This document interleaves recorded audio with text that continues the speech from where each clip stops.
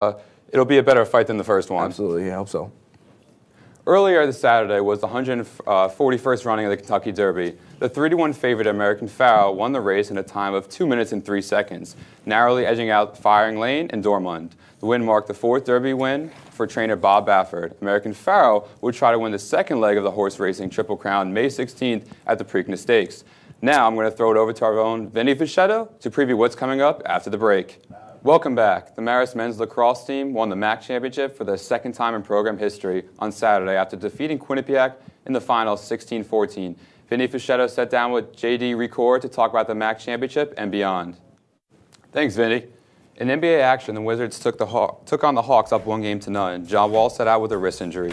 The Wizards got hot from three in the second quarter as Paul Pierce nails one from the wing.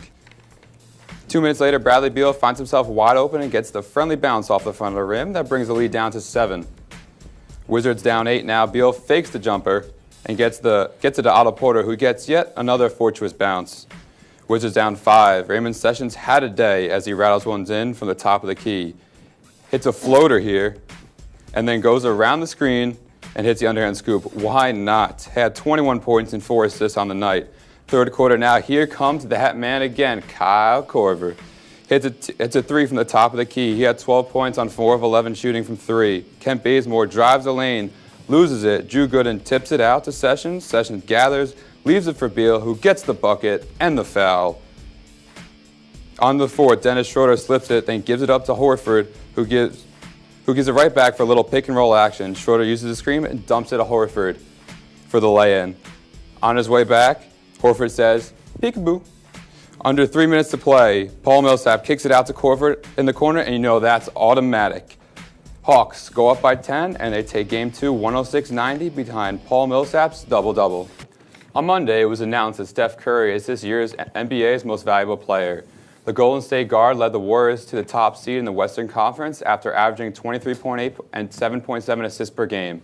Despite his superior stats and team success, critics question if he's deserving of the NBA's top award. Pete, do you think Steph is worthy of the MVP this season? I mean, you have the beer, but then you have the chef. I think the chef does a little more there. After the All-Star break, you're looking for your superstars to step up because that's the prime time season.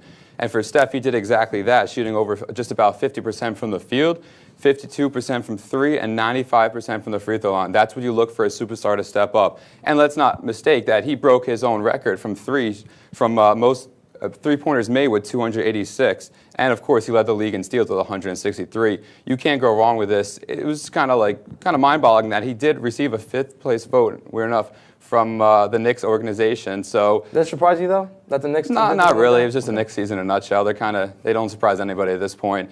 But it's going to be great to see how Steph will carry this team further into playoffs and where they finally finish up.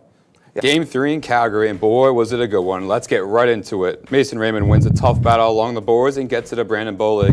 Bolig sends a wrist shot to give the Flames their first lead of the series. The Flames enjoying that one, but it won't last long. The puck gets set in along the boards to Sammy Vatanen, who gets it to Getzlaf. He gathers and makes a pass across the crease to Patrick Maroon, who scores and puts it in the back of the net. Ducks tied at 1. Getzlaf back at it as he tosses T.J. Brody to the ice. Simone Dupree picks it up and leaves it for Perry, who puts Anaheim up by 1. The Ducks are loving it. As you can see here, the puck just sneaks under the glove of Kari Ramo. So close, but just under the glove. Now the Ducks on the power play. Joe Carbone intercepts a bad pass, makes the breakaway, makes a nifty little move to get past Frederik Andersen for the shorthanded goal and his first career playoff goal. Third period now, Flames down 1. They go empty net as Chris Russell carries up the ice. He gives it to John Goodrow, who does a little stop and go, rips one and ties it at 3. To overtime we go. Mikkel Backlund and Dennis Waterman play a little two-man game, and then Backlund gets it back, lets one rip, and the Flames win. The Flames come back from falling into a 3-0 hole.